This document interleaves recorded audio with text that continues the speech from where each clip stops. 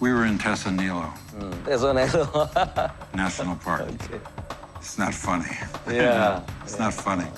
Aduh, ampun kalau sosial media. Anda minta ampun? Ampun saya. Kalau gitu maafkan saya harus Nggak menunjukkan apa-apa, ini ke Anda, silakan. Pak. Catatan saya yang menilai UKP 4 itu rapotnya merah, Pak Jan. Ada 3 kementerian yang dinilai rapotnya merah, salah satunya kementerian Anda. Ini kalau kita pakai patokan UKP 4, which is Presiden. Impossible lah seorang Menkominfo tidak mengerti internet cepat itu buat apa. Selamat malam, selamat datang di Mata Najwa. Saya Najwa Shihab, tuan rumah Mata Najwa. Kabinet akan segera berhenti, hanya tinggal menunggu hari. 5 tahun kerja telah hampir berlalu, evaluasi akhir para menteri sudah menunggu. Ada yang raportnya mewah, ada juga yang pontennya merah. Beberapa sudah berurusan dengan KPK, ada yang berharap masuk kabinet berikutnya. Ada juga yang masih sibuk bekerja, berharap bisa wariskan kebijakan yang berharga. Jika waktu sudah dekat, akhir masa jabatan, masih adakah yang bisa dilakukan? Inilah Mata Najwa. Pembantu RI 1. Menteri Kehutanan Zulkifli Hasan. Beberapa bulan lalu diperiksa KPK sebagai saksi suap rekomendasi tukar-menukar kawasan hutan di Bogor. Kasus ini menyeret keterlibatan Bupati Bogor, Jawa Barat, Rahmat Yasin. Aktor Hollywood Harrison Ford pernah secara terbuka marah besar terhadap Menteri Kehutanan. Ford kecewa dengan penggundulan hutan alias deforestasi yang memprihatinkan. Akibat santernya pemberitaan soal ini, Presiden Susilo Bambang Yudhoyono bahkan sampai memanggil Zulkifli Hasan.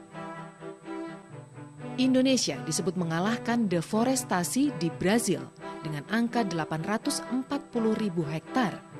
Angka itu dirilis bekas peneliti Kementerian Kehutanan Belinda Margono, dan Belinda kini bekerja di Universitas Maryland, Amerika Serikat. Zulkifli Hasan suatu kali menuding ada 2.000 orang asal Sumatera Utara yang sengaja membakar hutan di Riau.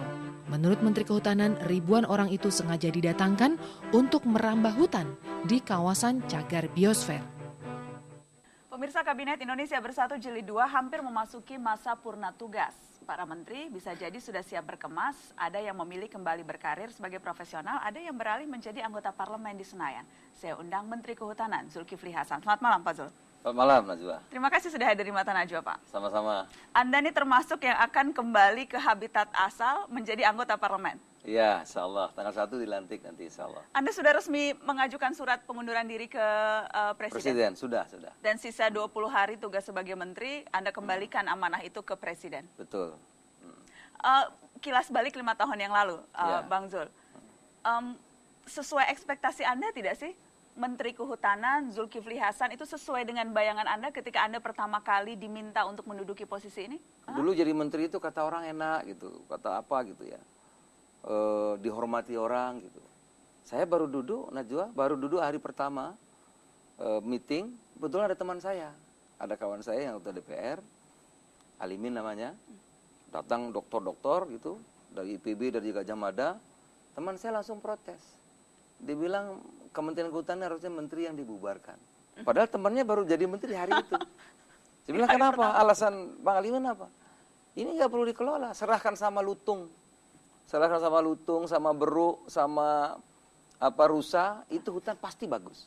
Serahkan sama gajah, sama harimau, sama lutung. Jadi dianggap, ini yang bicara anggota DPR? Teman saya. DPR, hari pertama saya baru jadi menteri. dianggap lebih pantas jadi Lebih menteri pantas itu tuh, yang lutung? harimau, itu orang hutan itu, karena diserahkan itu pasti hutannya bagus. Kalau ada kementeriannya, ada dokter-dokter, mesti hutannya lebih cepat rusak. Baru hari pertama. Bayangkan. Jadi memang Najwa, di kehutanan itu saya merasakan persepsi orang terhadap kementerian lembaga ini itu seperti penjahat bertato banyak. Jadi kalau Menteri Kehutanan itu mestilah penjahat, tatonya banyak nih. Udahlah, sudah jelek saja, nggak ada bagusnya. Dan memang terbukti. Beberapa hari saya jadi menteri, kalau ada banjir, ada longsor, ada kebakaran, itu mestilah Menteri Kehutanan. Menteri Kehutanan, penjahat yang bertato. Ada illegal logging, ada merusak apapun, mesti Menteri Kehutanan. Jadi sungguh tidak mudah. Jadi bayangan Anda menjadi menteri menduduki posisi tertinggi, menjadi pembantu RI 1, kehormatan, jabatan, cita-cita semua politisi, itu ketika diduduki, sesungguhnya posisi ini jauh dari itu? Ya, bahkan jauh sekali. Bahkan istri saya bilang, setelah 1 bulan ya, istri kumpul sana anak, makan satu kesempatan makan malam, bilang, Papi sekarang kok beda ya? Wah, kenapa beda? Apa baru 1 bulan jadi menteri kok udah beda? Beda, perasaan Papi tampangnya sudah tua deh. Karena tekanan ya Pak. Tua deh, rambut mulai juga, banyak, rambut mulai banyak putih, muka mulai keriput gitu, karena stres barangkali ya. Memang tidak ringan, apalagi Menteri Kehutanan, sungguh tidak ringan. Ada penyesalan sekarang 5 tahun berlalu, ada penyesalan itu? Tugas tidak ada yang kita sesalkan. Semua tugas itu adalah amanah, kita harus bekerja sebaik-baiknya. Tentu ada kelebihan, ada kekurangan, ada tantangan, juga ada peluang saya kira untuk kita membela rakyat banyak. Gitu. Jadi itu yang menjadi target Jadi bahagia saja. Bahagia saja. Pak Zul, saya ingin kita bicara sedikit soal pencapaian. Saya tahu kalau menteri ditanya berapa nilai keberhasilan atau kegagalan pasti tidak mau jawab, biarkanlah orang yang menilai. Karena itu saya ingin membacakan ada beberapa penilaian terhadap Anda. Salah satunya disebutkan, ini yang bicara Walhi, kerugian negara hampir 19 triliun karena buruknya pengelolaan hutan. Oh, itu kecil Najwa. Lebih besar dari ini? Loh, yang saya sampaikan ke KPK dan teman-teman Walhi itu kira-kira 280 triliun. Itu temuan saya, bukan temuan Walhi. Ini artinya Anda mengakui kinerja Anda tidak baik, Pak? Bukan kerja saya, tetapi pengelolaan kawasan. Kan konkordan ya. Konkordan itu artinya pengelolaan kawasan itu sekarang beda dengan dahulu. Kalau dahulu kebijakannya itu kan pusat memang. Sekarang itu bupati, gubernur, dan pusat itu konkordan. Jadi bersama-sama. Dan seringkali tangan pusat tidak cukup mampu untuk menggerakkan tangan-tangan di daerah? Itukah yang terjadi? Saya begini, saya tidak mau nyalahkan bupati atau gubernur, tapi begini. Dulu kuat sekali pusat, kemudian tahun 98 itu terjadi euforia. Bahwa rakyatlah yang berkuasa, pemerintah daerah yang berkuasa. Ya. Pada tahun 98 Najwa, itu terjadi kerusakan hutan 4 juta hektar per tahun. Itu kerugian negara luar biasa. Tahun 99 hampir 4 juta, tahun 2000 kira-kira 3 jutaan, tahun 2001 turun 2 juta, sekarang tinggal 500 ribu hektar. Dari versi Anda Pak, sekarang 500 ribu hektar Iya. deforestasi. Iya, sekarang. Ada juga kemudian yang bilang sesungguhnya itu 2 juta hektar per tahun. Tergantung Memasukkan mana hutan industri apa atau bukan begitu? Metodenya. Kalau yang terakhir itu kan begini, misalnya Kalimantan itu kan dianggap hutan alam primer semua. Jadi ada kalau dia hijau dianggap hutan. Nah kita tidak, yang Kalimantan Barat kan kabupatennya sudah lebih dari 10, pemekaran, perkebunan, kemudian hutan tanaman kan itu bukan hijau semua. Tetapi kalau dia dilihat hanya hijau itu hutan, ya tentu hitungnya bisa 2 juta. Karena yang baru semak dihitung hutan juga. Gitu. Menurut Anda fair tidak kinerja kemudian salah satunya diukur dari betapa banyak hutan yang berhasil diselamatkan atau betapa banyak kerugian yang diderita? Menurut Anda angka-angka itu dikonversikan bisa menunjukkan sesungguhnya kinerja kementerian? Kan begini Mbak, kalau soal kerusakan lingkungan itu kan tidak terhitung sebetulnya.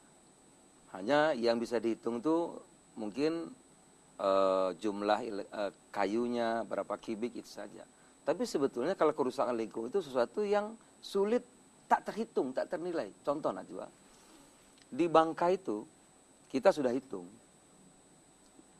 kawasan kita yang berubah menjadi tambang, kalau ingin dikembalikan lagi seperti dahulu, maka pemerintah dapat satu, misalnya satu itu X rupiahnya, maka pemerintah kalau ingin mengembalikan seperti semula, perlu kira-kira 500 kali yang diterima. Jadi kerusakan itu dahsyat. Gitu. Nah oleh karena itu kebijakan pertama kami apa? Ya biar nggak repot-repot, tidak jadi pertentangan. Sudah, hutan yang bagus, yang masih primer, sudah kasih moratorium. Tidak boleh ada izin apapun di situ. Titik. Selesai tidak ada diskusi. Berarti kuncinya di penegakan hukum sesungguhnya? Nah penegakan hukum itu dulu penegakan hukum. Tapi sekarang kita kan tidak bisa seperti dulu, represif nggak mungkin. Kita caranya adalah pendekatan kesejahteraan. Tentu perlu waktu, lebih longgar. Gitu. Nggak bisa melanggar kamu tangkap. Jadi itu kesulitan menegakkan hukum seringkali ada di situ? Ya banyak faktor ya di era kita seperti sekarang ini. Okay. Jadi banyak hal. Oleh karena itu dulu saya didatangi Horizon Port itu. Saya baru mau tanya tuh Pak cerita Horizon Port karena itu dibahas ramai di mana-mana terutama di sosial media. Iya, itulah salah satu di kehutanan itu ya. Tadi penjahat bertato banyak. Kalau yang nggak tahu kan ya jelek saja gitu. Tapi setelah tahu saya kira akan berbeda. Jadi dulu Horizon Port itu minta Pak Kuntoro terima. Saya terima karena Pak Kuntoro kan UKP 4, teman kita, pastilah untuk kebaikan bangsa dan negara. Judulnya itu kita akan diskusi. Saya siapkan teman-teman wartawan yang ada di kehutanan. Itu habis itu nanam pohon juga publik itu sampaikan. Kita boleh berdebat. Saya tidak pernah menolak dikritik sekeras apapun. Bahkan saya pernah di demo sampai 72 hari. Tidak soal. Tetapi rupanya ada skenario lain. Ya. Rupanya pertemuan itu dia minta tertutup. Dan ini buat film. Anda tidak diberitahu bahwa sesungguhnya nggak ini, tahu saya. ini syuting untuk Enggak, pembuatan saya film kira dokumenter. tadinya ini buat diskusi mengenai Hotel Indonesia. Gitu. Ya ternyata kan ini buat film. Ya kalau buat film kan beliau aktornya. Dia hero-nya, saya penjahatnya. Anda merasa ditempatkan sebagai penjahat? Setelah gitu ya? jadi, setelah selesai, oh iya kayaknya nih. Karena setelah selesai itu dia marah-marah. Kemudian saya ajak diskusi sama media, dia tidak mau. Saya ajak nanam pohon juga tidak mau. Oh, berarti tadi cuma syuting film aja. Cuma adegan 3 menit atau 4 menit sudah, 5 menit lah. Ada benarnya tidak pertanyaan-pertanyaan bahwa sesungguhnya memang seolah pemerintah Indonesia tidak berdaya menghadapi Pertanyaan dia, konglomerasi ini? pernyataan dia orang konservatif dan dia menyatakan menurut kacamata dia benar. Yang belum benar tempat kita sekarang. Contoh begini. Di Tesonelo Riau itu ada 80.000 taman nasional. Ada 20.000 orang merambah masuk. Sudah jadi kebun sawit, sudah. Nah, Horizon mengatakan, kenapa kamu enak-enak duduk di sini? Sementara hutan taman nasionalnya itu rusak. Kenapa nggak ditangkap itu? Nah, coba bayangkan, nangkap 20.000 orang gimana caranya? Nangkap 2 orang aja kan demonya bisa 72 hari. Bagaimana ngusir 20.000 orang lebih? Nggak mungkin di tempat kita. Saya katakan, Bung, ini bukan Amerika. Ini Indonesia yang baru melaksanakan reformasi. Oh, dia nggak terima. Terus dia pergi. Rupanya ini syuting film. Itu kira-kira lah. Dan jadinya ada aktor protagonis dan antagonis. Ya, Dan saya jadinya- penjahatnya. Sini hero-nya. Ya sudah, nasib apa boleh buat. Kerja zaman sekarang ini tidak salah aja bisa salah. Apalagi salah gitu. Sebetulnya karena itu, Najwa. Kenapa Pak? Saya tertarik tidak salah saja bisa salah. Bisa Maksudnya salah, jangan karena salah. orang mencari-cari kesalahan. Nah, itu kan berita-berita itu.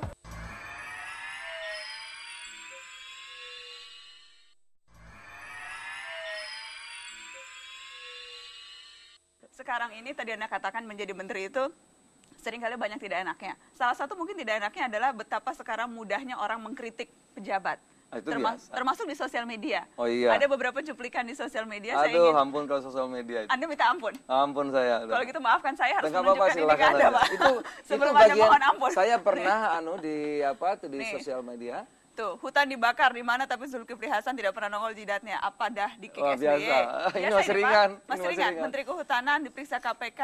Cengenges. Oh, ini ketika Anda diperiksa ketika menjadi saksi kasus Iya. Bupati Iya. Bogor tersangka penyuapan. Kinerja dan sebagainya cukong. Ini sudah biasa Anda anggap? Biasa. Sudah biasa. Itu bagian dari tugas.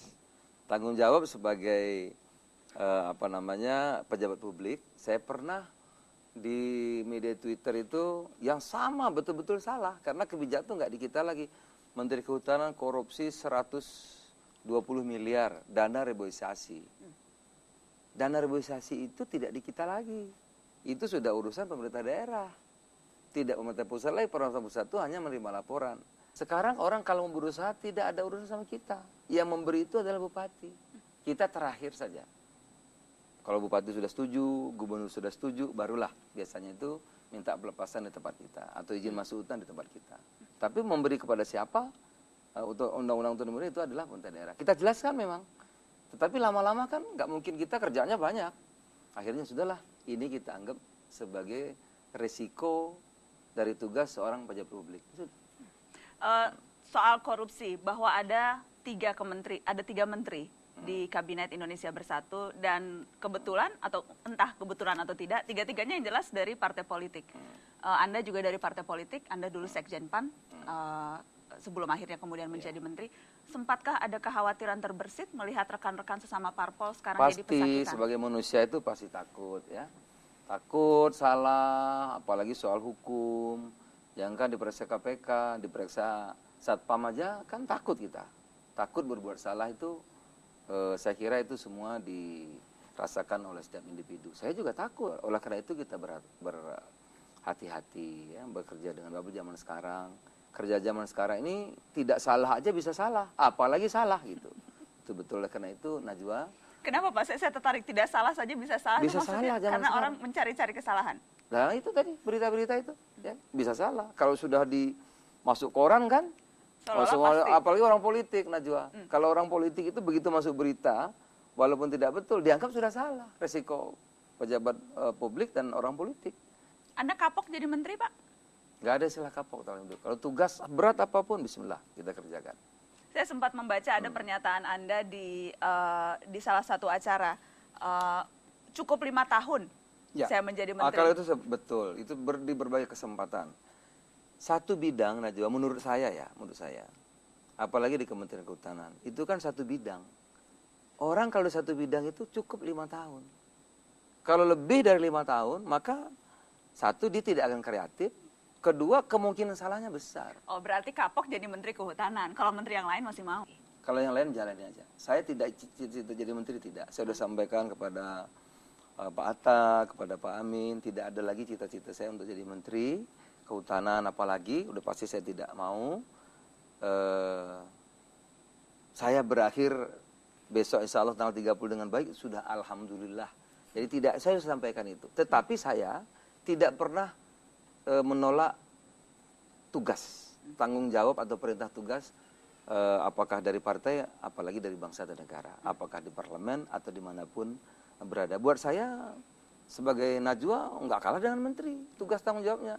DPR nggak salah juga dengan yang lain, tergantung kita, tergantung apa yang kita lakukan. Saya mau tanya Anda sebagai politisi, Pak Zulkifli, politisi yang kemudian berkarir di partai politik, menduduki jabatan sekjen, kemudian menjadi menteri. Sekarang yang jelas Pak Menteri, ada persepsi dikotomi, menteri profesional, menteri yang berasal dari kader parpol. Dan seringkali secara jujur orang melihatnya menteri dari parpol itu jelek. Terus terang aja, nggak apa-apa. Saya tadi berusaha agak saya halus-halusin, cuma karena sekeras-kerasnya boleh. Oke Pak, jelek, buruk, jauh kualitasnya ada dibandingkan korupsi, menteri profesional. Banyak nyanunya. Mencari untung untuk partai politik. Itu, pokoknya jelek semua menteri parpol. Iya, survei juga yang betul. Yang jelek itu ya partai politik, penegak hukum, dan parlemen yang kaitan dengan politik. Itu kita akui. Tetapi buat saya, ya, apakah dia dari politisi, dari partai politik, dari manapun, saya kira, kan mesti lihat track recordnya. Oke. Kalau gitu apa Pak? Apa added value-nya? Apa kelebihan menteri dari parpol dibandingkan menteri bukan dari kader partai politik? Satu saja, lebih jago apa? Satu aja ya. Satu aja. Atau ada banyak? Ada banyak boleh lah saya kasih. Paling tidak, saya kira menteri ya. Menteri itu kan ahli banyak. Saya sudah ngalamin 5 tahun. Paling penting itu leadership. Paling menentukan dia berhasil itu leadership. Kedua, kemampuan dia bekerja di bawah tekanan. Zaman sekarang, jadi menteri baru 2 hari itu puluhan orang demo, belum dari parlemennya, belum dari ormas, belum dari NGO, belum dari BPK, belum dari Badan Reformasi Birokrasi, Kementerian Reformasi Birokrasi, belum dari UKAP. Banyak sekali yang menilai kita. Jadi orang parpol lebih kuat menghadapi tekanan demo? Menurut saya terlatih, belum tentu lebih kuat, tapi sudah terlatih. Itu yang kedua ya. Yang ketiga harus punya jaringan. Ini kan kerja-kerja politik. Bagaimana dengan parlemen? Nggak mudah itu. Niat baik saja nggak cukup. Program bagus saja nggak cukup. Harus mampu meyakinkan parlemen. Nah, paling tidak orang politik kan parlemen itu orang partai juga. Bisa ketua partainya, bisa menjelaskan background kebijakan-kebijakan yang kita lakukan. Jadi kemampuan lobby-lobby lebih terasa. Saya kira, iya. Dana operasional menteri yang dirasa jauh dari mencukupi kebutuhan. Sehingga harus mencari dari banyak pihak yang lain. Dugaannya pemerasan. Enggak juga tuh, cukup sebetulnya. Cukup dana operasional menteri? Melebihi daripada kebutuhan.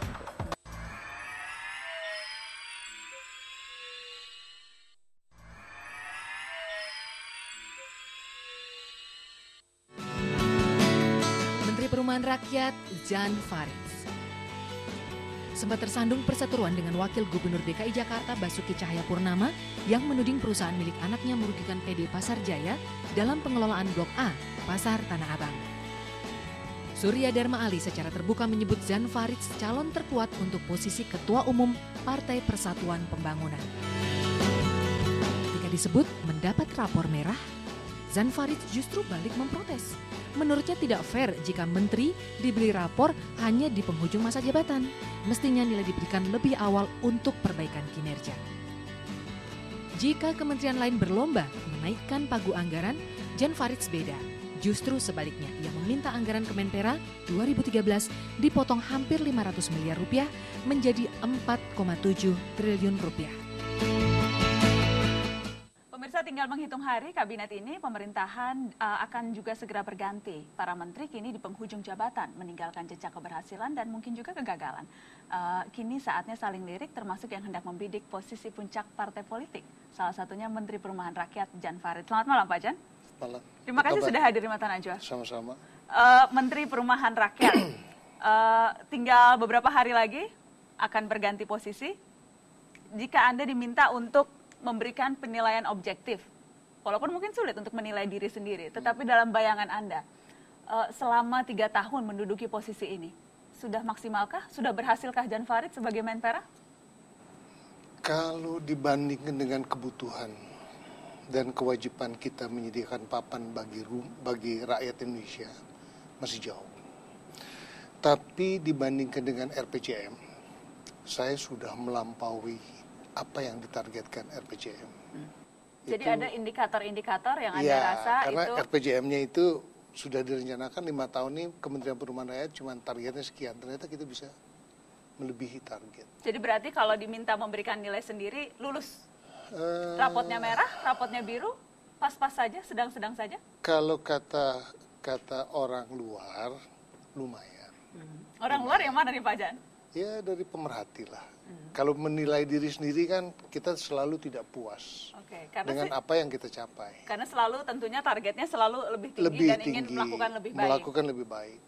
Karena kemudian kalau yang menilai, tadi Anda katakan kalau yang menilai orang luar tentunya bervariasi. Di catatan saya yang menilai UKP 4 itu rapotnya merah Pak Jan? Pasti.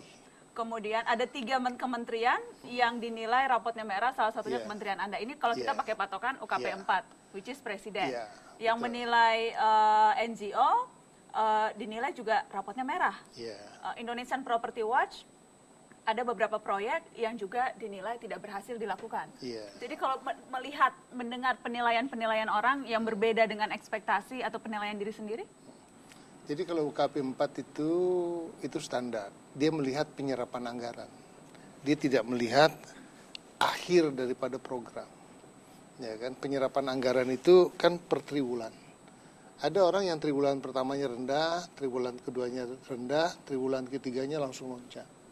Nah di triwulan 1 triwulan rendah itu artinya penilaian UKP 4 merah, itu standar. Tapi kalau dilihat dari RPJM, target pemerintah hanya 100.000, kita bisa mencapai 900.000. Apa ya? Jadi, apakah itu merah? Jadi salah menilaikkah UKP 4? Berbeda pandangan. Kalau saya melihatnya dari target pemerintah 5 tahun ke depan itu, 5 tahun itu program kerja kita membangun atau membantu rumah rakyat berbanyak sih.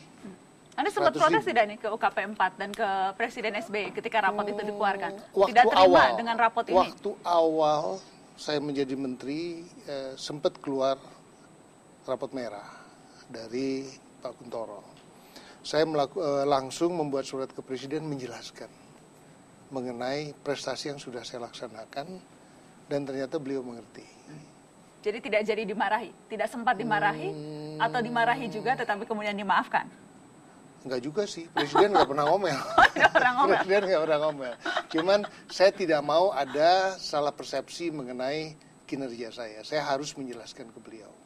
Kalau saya tidak jelaskan nanti sepihak. Jadi harus 2 pihak. Yang jelas Anda kan menduduki posisi ini di tengah jalan. Betul. Menggantikan kader P3 juga, Suarso Manoarfa. Betul. Seberapa sulit Anda ketika itu menyesuaikan diri, mengambil alih pekerjaan yang ditinggalkan 2 tahun sebelumnya? Kalau saya sih nggak merasa mengalami kesulitan karena ini pekerjaan yang biasa saya kerjakan hari-hari. Karena saya backgroundnya pengusaha dan bidangnya juga properti. Jadi untuk saya tinggal melanjutkan aja. Dengan latar belakang pengusaha, bagaimana Anda memastikan tidak ada konflik kepentingan, Pak Jan? Karena beberapa kali misalnya kita sempat dengar perusahaan yang walaupun sekarang sudah tidak Anda kelola langsung, tetapi perusahaan keluarga yang juga kebetulan di bidang properti, itu sempat ada konflik kepentingan dengan proyek Pemda DKI. Kemudian juga ada, yang jelas potensi penyelewengan itu menjadi lebih besar karena latar belakang pengusaha. Anda memastikan tidak menyalahgunakan atau tidak kemudian memanfaatkan kepentingan Anda dan kepentingan perusahaan Anda? Justru enggak, malah enak. Karena saya selain properti, saya juga kerja di industri kelistrikan. Saya kerja pembangkit listrik, saya kerja tambang yang sama sekali beda dengan pekerjaan saya. Dan saya bukan kontraktor, ya saya developer. Kalau kontraktor mungkin ada konflik of interest karena saya ingin ikut kerja. Ini saya enggak, saya properti. Dan perusahaan-perusahaan ini murni sahamnya saya sudah lepas, saya bersih. Sehingga Tapi mereka masih tetap boleh ikut tender? enggak, mereka tidak terlibat. Karena Anda mereka memastikan pengusaha properti. Beda nih, pengusaha properti itu mereka menginvestasikan uangnya membangun. Misalnya membangun apartemen, membangun pertokoan. Itu yang mereka lakukan. Tidak ada kaitannya sama pemerintah, bersih. Bukan kontraktor. Jadi nggak ada kaitannya. Justru saya senang dengan kerja di Kementerian Perumahan Rakyat karena tidak ada konflik. Dan perusahaan saya udah anak-anak saya semua yang jalanin.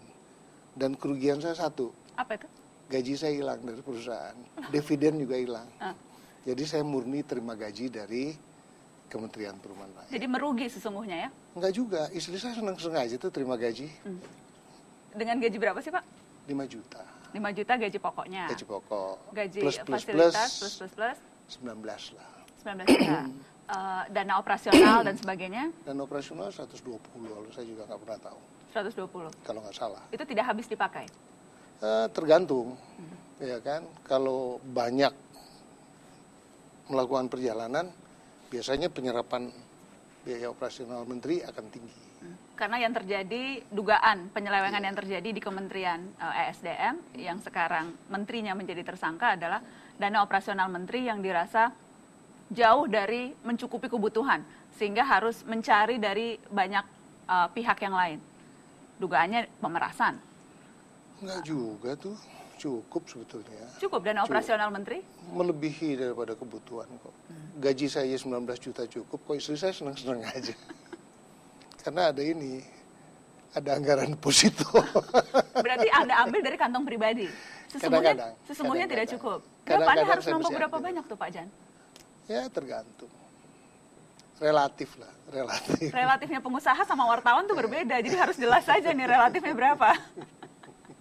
Tergantung ketemu orangnya berapa banyak. Anda pakai untuk apa biasanya? Kalau saya misalnya meresmikan pondok pesantren, asrama untuk pondok, ternyata ini kipas anginnya nggak ada, ya saya nyumbang lah kipas angin. Itu uang pribadi. Itu Anda anggap bagian dari kewajiban sosial dalam tanda kutip yang harus dilakukan oleh menteri? Ekspektasi untuk memberikan sumbangan, memberikan bantuan? Enggak, sebagai ini aja, sebagai umat Islam aja. Oh jadi ini politisi P3-nya sesungguhnya, bukan menterinya? Bukan menterinya. Oh ini P3, karenanya memang kalau P3 jauh-jauh lah dari uang kementerian. Sudah betul itu, jangan dekat-dekat uang kementerian kalau politisi. Saya coba diskusi dengan kalangan pemimpin masyarakat, tokoh-tokoh masyarakat, semuanya mendukung. Karena ini yang Anda kumpulkan yang mendukung saja mungkin Pak? Itu kan diundang secara umum. Mereka pimpinan-pimpinan.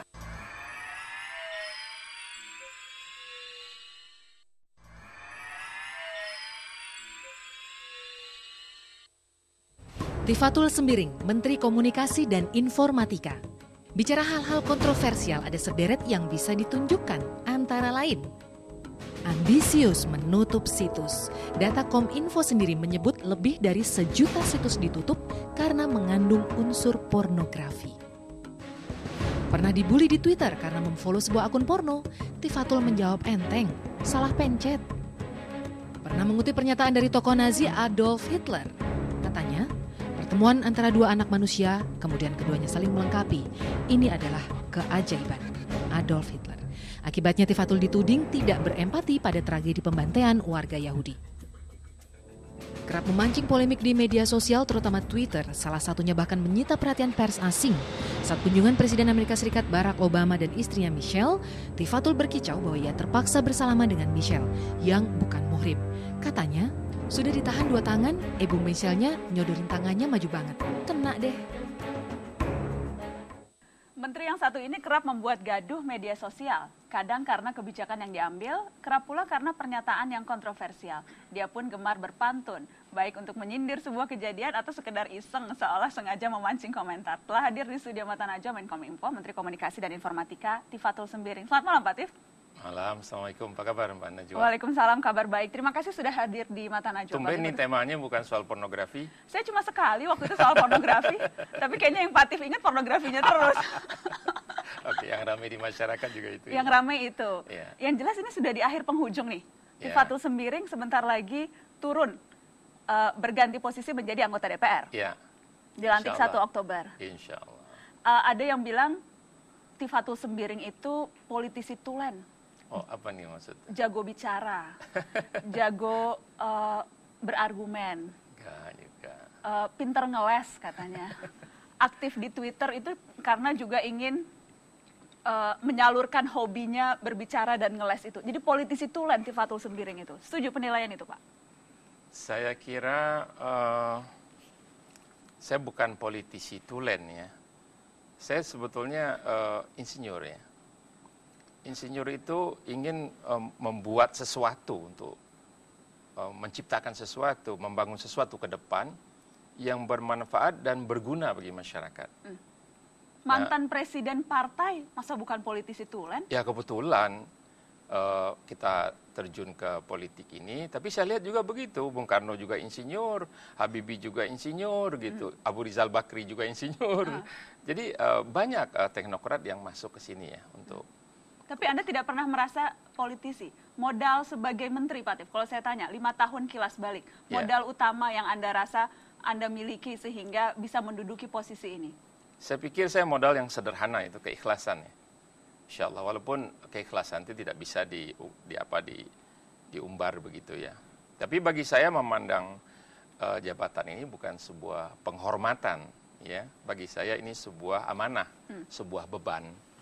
Jadi sebentar lagi saya akan menjadi orang yang berbahagia karena melepaskan jabatan ini. Sebagaimana ketika saya menerima jabatan ini, saya sangat khawatir akan beban atau amanah ini.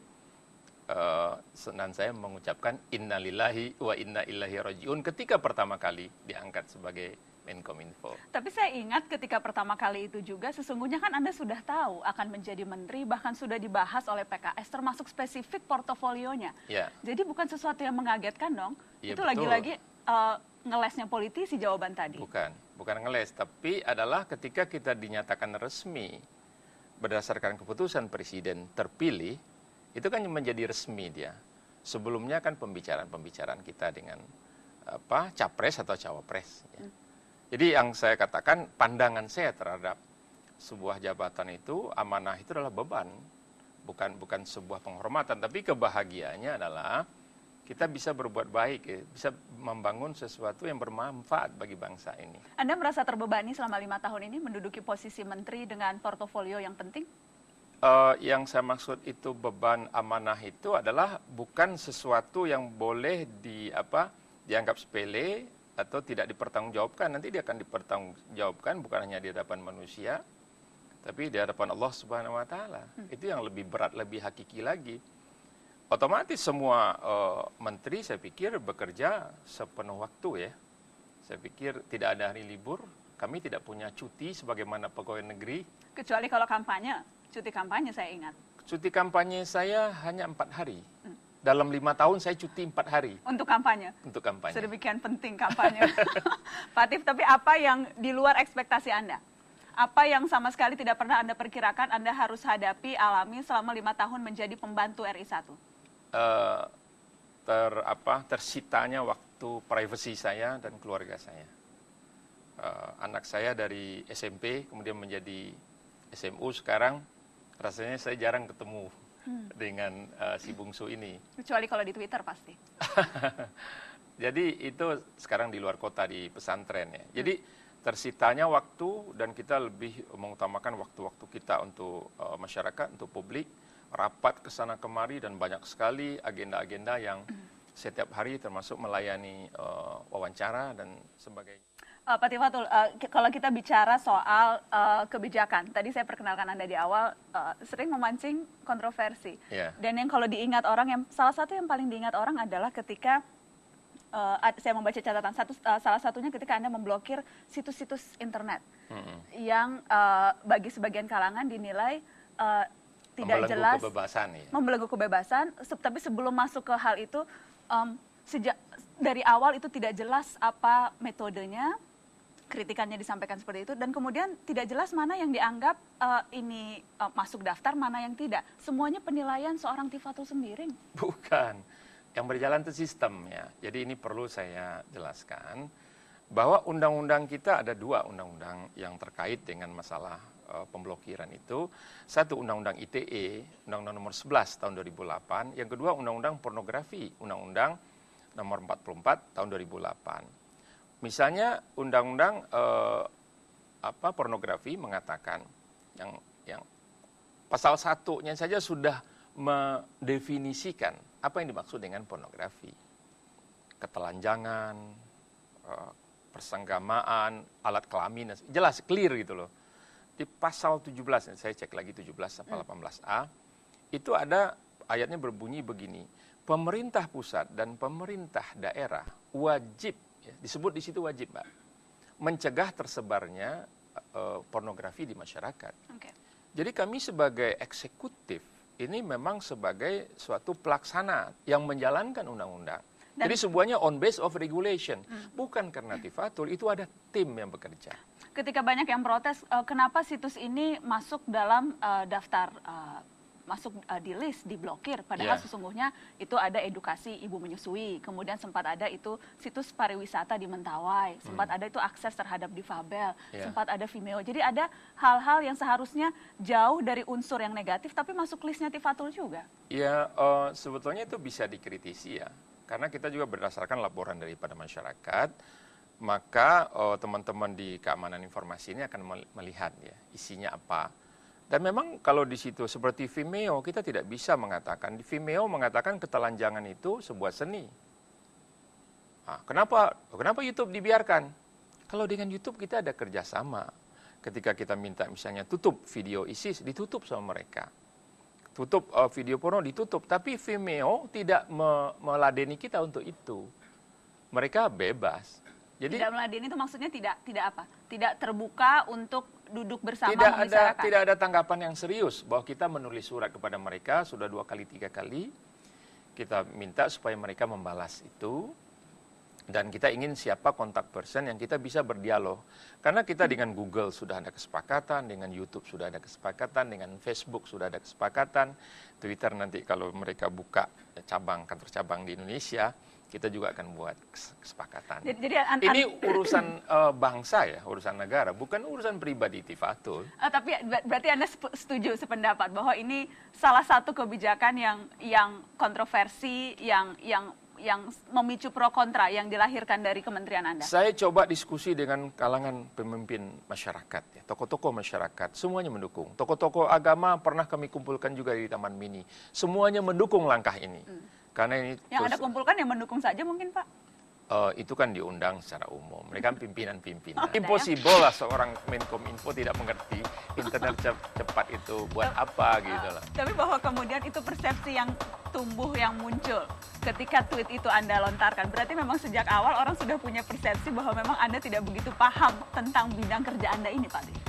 Saya agak tersinggung kalau dibilang menteri dari partai politik itu tidak profesional. Selama ini sejak Indonesia merdeka ini, republik ini dimerdekakan oleh tokoh-tokoh politik, bukan oleh tokoh-tokoh pedagang.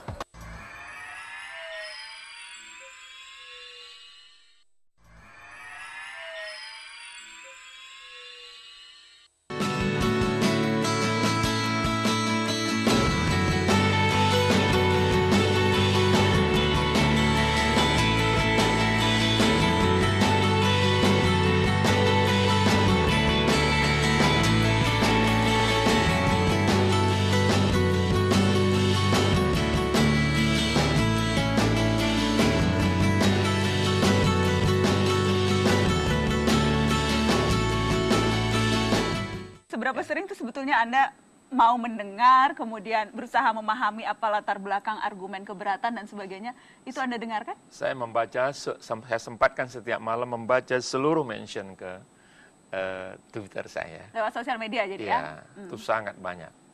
Ya, barangkali mungkin bisa ribuan. Apalagi kalau nadanya agak dalam tanda kutip sedikit memancing reaksi inilah ya. Tapi kalau dibaca saja dan tidak ada tindak lanjutnya sih percuma ya? Pasti ada tindak lanjut, laporan-laporan. Ini kita menteri itu jangan dianggap bekerja tektok urusan itu saja, tidak, kan banyak kebijakan yang lain. Sektornya itu saja, telekomunikasi, ya, broadcasting, radio dan televisi, menandatangani izin mungkin semeja ini bisa 3 hari, nggak selesai di kantor kita bawa ke rumah. Kemudian urusan internet, banyak forum-forum yang kita kebetulan dengan ICT kita ini mendrive ekonomi sedemikian rupa. Mungkin Mbak Najwa belum tahu kali angka berapa share telekomunikasi dan transportasi terhadap tingkat pertumbuhan ekonomi kita. Hampir 2 times. Jadi kalau pertumbuhan ekonomi kita 5,72%, share kontribusi daripada telekomunikasi dan transportasi itu 11%, Mbak. Nah ini banyak orang nggak paham. Ya, mereka menggunakan, ya mereka banyak komplain lah soal. Mereka ini siapa? Pengguna, users. Biasanya mereka banyak komplain mengenai speed up, ya. Bagaimana kok nggak cepat-cepat nih kita. Sementara kita lagi mengejar juga pemerataan distribusi. Negara kita ini jangan sampai Pulau Jawa speednya sudah katakanlah 6 atau 8 Mbps. Papua orang telepon aja nggak bisa. Karena itulah kemudian ada proyek seperti yang masuk ke desa, mobil internet kecamatan dan sebagainya. Itu upaya Anda untuk melakukan pemerataan. Ya, dan itu 72.000 desa, Mbak. 95% wilayah Indonesia ini sudah tercover oleh sinyal handphone. Pak Tief, kalau kemudian menggambarkan, Anda latar belakang politisi, berasal dari partai politik, kader parpol. Ya. Anda menggambarkan hubungan dengan teman-teman sesama politisi di DPR, seperti apa? Ya, so far sih baik ya. Saya mantan presiden PKS ya. Saya memahamilah ya jiwanya teman-teman di DPR ini. Saya pahamlah bagaimana nuansa di sana, bagaimana mereka sebetulnya ingin juga tampil ke publik. Paling tidak konstituen mereka tahulah. Saya sempat bertanya-tanya dengan sejumlah teman-teman di Komisi 1. Bagaimana penilaian terhadap Menkominfo terhadap Tifatul Sembiring. Bervariasi jawabannya, saya tidak akan sebut namanya yang berbicara, tapi rata-rata menggambarkan seringkali Anda sering ketika ditanya tentang proyek yang masih belum clear misalnya, tidak mau datang ke DPR. Sempat beberapa kali, terutama masalah program layanan internet kecamatan, PLIK, dan mobil pelayanan internet kecamatan. Yeah. Banyak kemudian yang merasa 2 proyek itu proyek yang ambisius, tetapi ketika diajak bicara di DPR, tidak bisa mempertanggungjawabkan proyek itu, Pak Tief. Saya pertama mengatakan, boleh dikatakan 100% undangan DPR 5 tahun, alhamdulillah saya hadiri. Tidak pernah ada undangan menteri yang tidak saya hadiri ke DPR. Coba tanya yang bersangkutan, jangan-jangan beliau yang nggak hadir itu. Jadi Anda selalu datang? Insya Allah, bisa dicek absennya. Kemudian mengenai plik-emplik itu sebetulnya given ya juga ke kita. Ketika saya datang, itu sudah jadi, tinggal dijalankan, kita jalankan sedemikian rupa. Ini kebijakan menteri yang dulu, sebelum Anda? Ya, sudah dirancang saat itu, sudah berjalan dari tahun 2009 awal. Saya akan melanjutkan ini, karena ini multi-years kan, kontrak-kontraknya dengan penyedia. Jadi semuanya itu adalah auditable, silakan saja diaudit. Dan memang sekarang sedang dalam proses audit BPK? Selalu. Setiap tahun dia audit, 5 tahun nggak ada temuan soal itu, alhamdulillah saya pikir. Kecuali ada satu kasus yang sekarang sudah diekspos di kejaksaan. Ya silakan saja, kita ini kan bekerja, kita mendesain, pasti harus ada yang mengawasi, pasti harus ada yang mengingatkan ketika eksekutif berjalan, ya kan? Tentu pihak yudikatif harus mengawasi ini. Saya pikir ini sampai kapanpun seperti ini negara ini. Ada kekhawatiran soal itu juga Pak Tief? Mengingat ada 3 menteri yang sudah tersangkut KPK. No. Ketika Anda mengambil kebijakan, ketika kemudian kebijakannya dipertanyakan di parlemen, ketika kejaksaan sudah mulai memeriksa ketika BPK, walaupun melakukan kegiatan rutin, tetapi kemudian mencium ada ketidakwajaran, membuat Anda khawatir? Ya, tidak khawatir saya sama sekali selama kita tidak melakukan sesuatu penyelewengan. silakan saja karena kita percayakan sepenuhnya ke aparat penegak hukum. Yang bersalah harus diberikan punishment, ya. Walaupun yang berjasa belum tentu dapat rewards.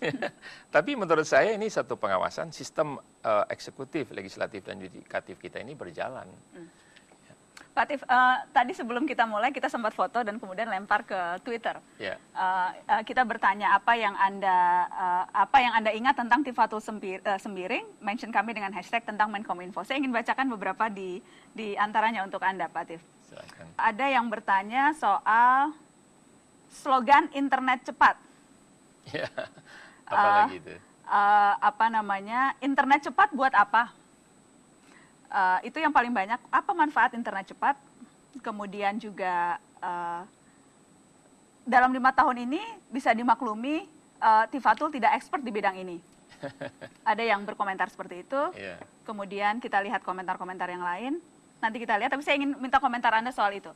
Ketika Anda melansir pernyataan itu, kecepatan internet bukan sesuatu yang penting. Yeah.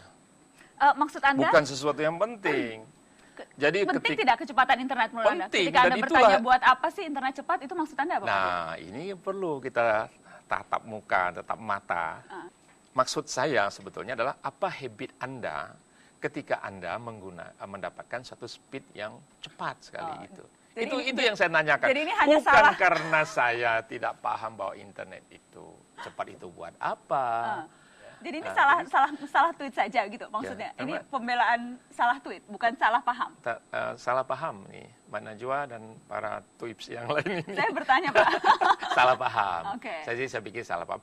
Mesti tahu lah internet cepat itu buat apa, pastilah ya. Jadi penting buat Anda Impossible lah seorang Menkominfo tidak mengerti internet cepat itu buat apa gitu lah. Tapi bahwa kemudian itu persepsi yang tumbuh, yang muncul ketika tweet itu Anda lontarkan. Berarti memang sejak awal orang sudah punya persepsi bahwa memang Anda tidak begitu paham tentang bidang kerja Anda ini, Pak Atif. Barangkali ya ada yang berpandangan seperti itu karena mereka belum pernah jumpa juga dengan saya. Oh, begitu. Tapi kan kita punya capaian 5 tahun terakhir. Baik. Bukan berarti kosong aja gitu, Mbak. Yang paling banyak gitu, Pak. Untuk apa internet cepat? Kemudian ada dari nggak berani cekal situs-situs intoleran. Kemudian internet lambat, tarif mahal. Ada satu lagi yang menarik, the man of salah pencet, Pak. Iya. The man of salah pencet. Tak sengaja pencet akun nakal, katanya tentang Menkominfo. Jawara pantun dan kesalahan menutup situs dengan alasan yang nggak masuk akal. Ya itu dalam touchscreen itu kan bisa ada orang melapor waktu itu. Pak Tif ini ada situs porno. Saya pikir, ya nantilah saya catat ini. Nggak sengaja memang. Tidak sengaja itu di sampingnya kan ada kotak follow tuh. Ikuti kan. Kepencet itu kelemahan touchscreen. Okay. Itu yang diributkan kemana-mana di foto ada juga. Ya tidaklah, saya menutup pornografi masa saya mau. Dari itu terjadi pun di hari libur. Saya baru turun dari pesawat, laporan-laporan gitu. Biasalah kan, memang orang lapor ke kita. Gitu ya. Jadi kembang-kembang di Twitter, kembang-kembang sosial media. Biasalah itu. Ya. Dan apa yang diharapkan partai politik dari Anda, Pak Jan, dan dari Anda, Pak Atif? Apa yang spesifik mereka harapkan ketika mereka sudah berhasil menempatkan kader? Ya, pertama jangan bikin malu partainya lah itu ya. Itu minimal itu ya, jangan bikin malu partai. Jangan bikin malu, buatlah keberhasilan-keberhasilan.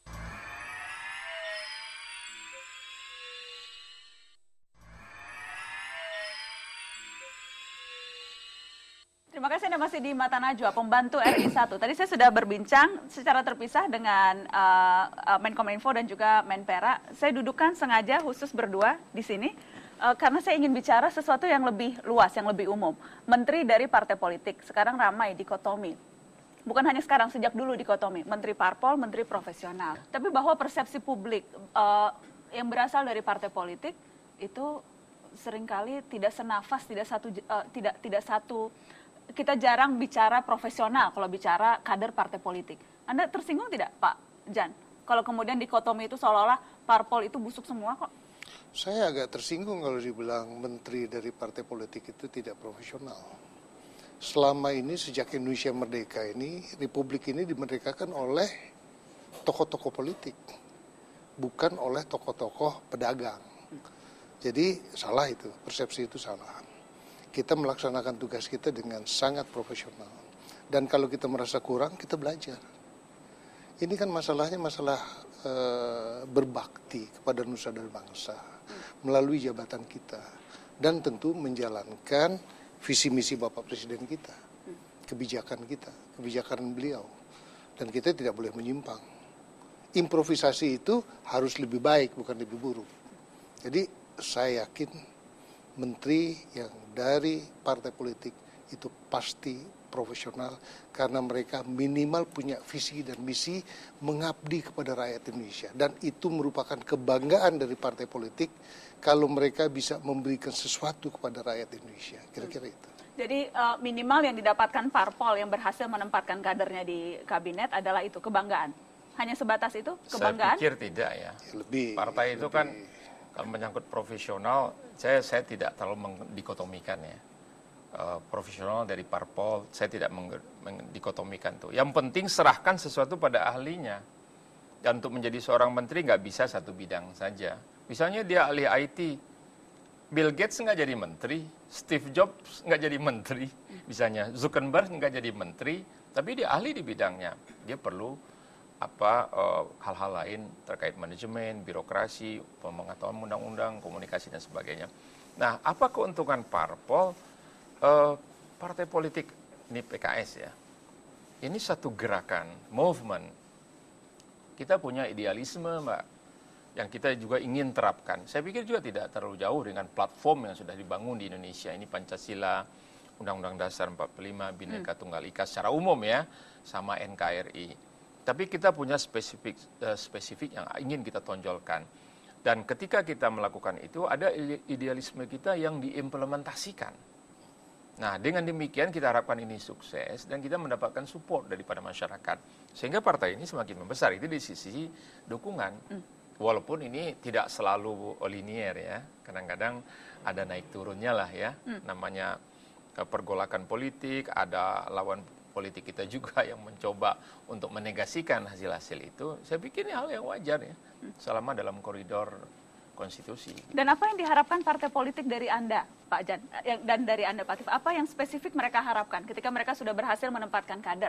Ya, pertama jangan bikin malu partainya lah itu ya. Itu minimal itu ya, jangan bikin malu partai. Jangan bikin malu, buatlah keberhasilan-keberhasilan, sampaikan ide-ide kita yang selama ini kita kita perbincangkan, kita ingin membangun negeri ini seperti apa, ya, Indonesia maju dan modern, visi kita di partai ini. Jadi begitu kita masuk ke menteri, kita memang bukan diwakafkan sih Mbak Najwa, diserahkan kepada tugas yang lebih luas ya, tanggung jawabnya itu kepada negara, bukan sebatas satu partai, satu kelompok. Oke, itu di tataran idealnya. Ya makanya ketika PKS misalnya sudah menjadi menduduki satu jabatan publik, dia harus lepas dari partai.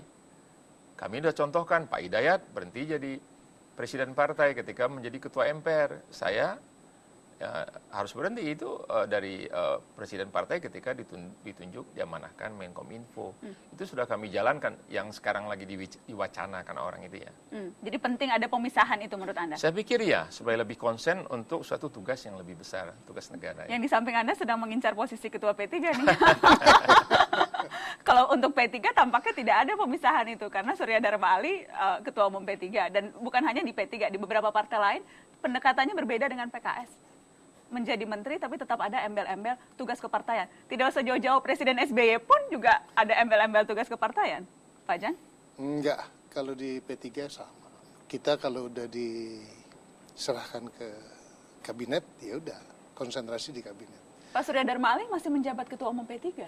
Menjabat ketua umum, tapi pelaksana hariannya kan banyak wakil-wakilnya. Relatif wakil-wakilnya yang kerja. Ini ngeles politisi juga atau seperti apa nih? Emang begitu, aturannya begitu. Tidak Jadi pernah merasa hanya untuk keputusan-keputusan penting baru beliau diundang. Di luar itu kan ada wakil ketua. Tapi pemisahan yang kaku, yang rigid seperti yang dilakukan oleh PKS itu tidak pernah dilakukan oleh P3? Sama. Kita kalau masih menjabat ketua dan satu masih ada ideologi. wakil-wakil itu berarti berbeda. PKS lepas semua loh. sama. Sama. Kita bedanya beliau itu lepas dari jabatan, kita melepaskan ya kan tugas-tugas kita di kepartaian kepada wakil-wakil kita hibahkan. Oh, berbeda itu. Kalau polisi kan di tangan ketua umum. Kita kan hanya sebagai menteri yang bukan ketua umum. Jadi beda nih. Jadi kalau udah mulai ngomong polisi, kebijakan, itu ada di ketua umum. Dan Anda serahkan ke SDA ketika Kepada Surya ketua Dharma Ali.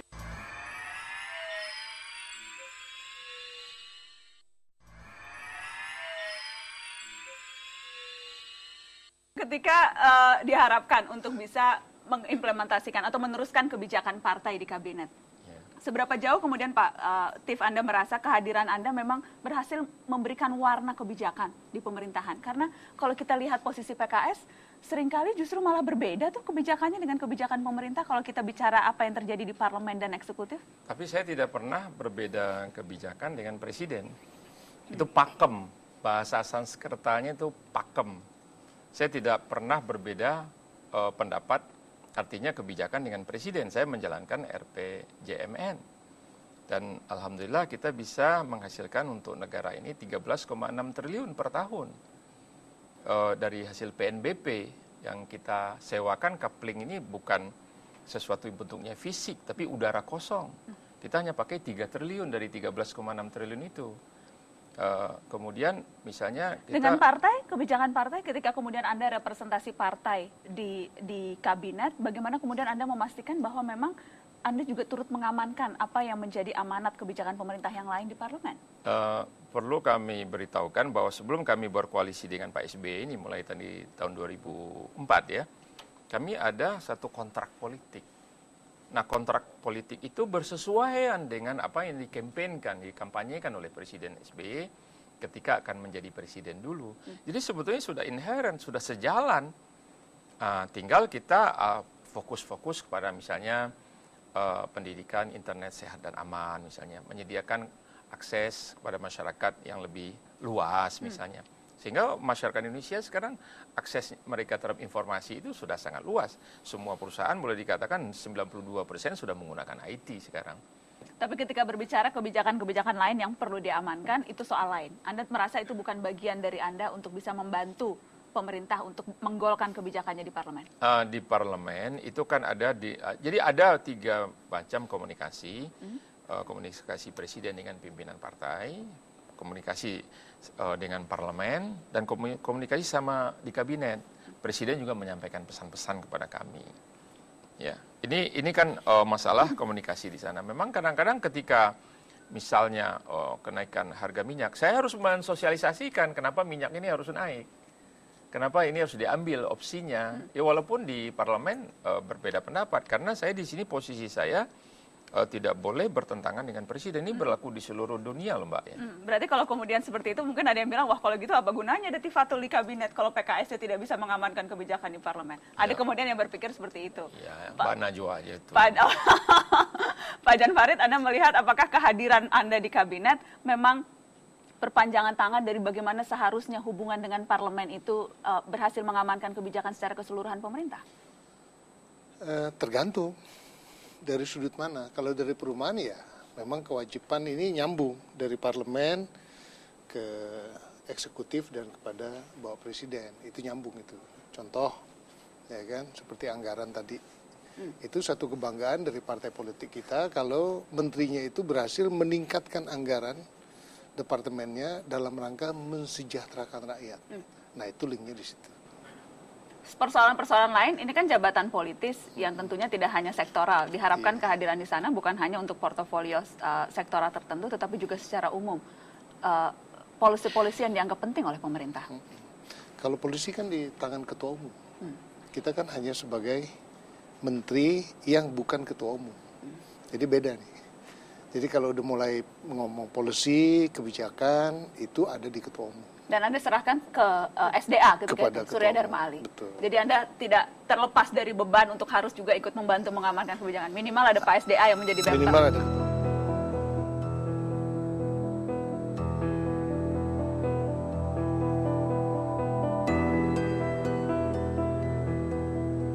Ada banyak pelajaran yang bisa dibaca dari Kabinet SBY Jilid kedua. Menteri-menteri dari partai politik kerap kali disibukkan urusan politik. Korupsi juga masih menggurita, sejumlah menteri akhirnya ditangkap KPK. Jabatan di kabinet seolah kendaraan untuk mengumpulkan mengumpulkan pendapatan demi melanggengkan kekuasaan. Menteri memang jabatan politis, tapi bukan berarti harus dijalankan secara nepotis. Kemampuan dan kapasitas jadi syarat mutlak agar kabinet bisa berkualitas. 5 tahun kelewat sangat berharga hanya untuk dihabiskan secara sia-sia. Rakyat berhak dihadiahi menteri yang bermutu, yang tidak hanya sibuk urus partainya melulu. Pembantu RI 1 harus jelas rekam jejak di publik, tidak semata hitungan balas jasa politik.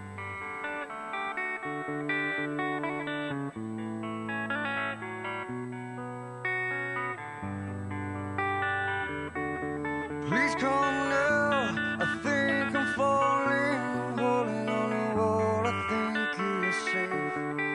It seems I found the road to nowhere, and I'm trying to escape.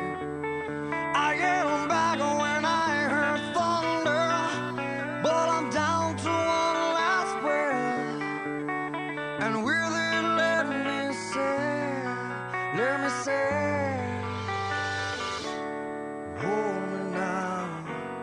I'm 6 feet from the edge, and I'm thinking maybe 6 feet ain't so far down.